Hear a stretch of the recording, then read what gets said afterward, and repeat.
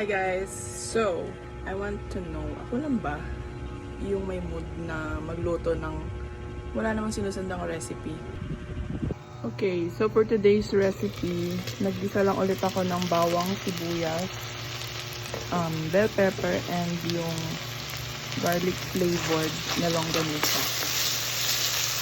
And then, nilagyan ko lang ito ng salt, pepper, and thyme.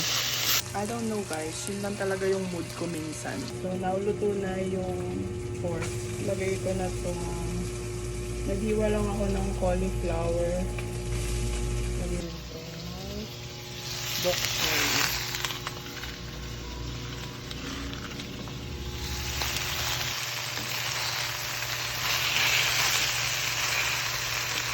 So, ayun na siya.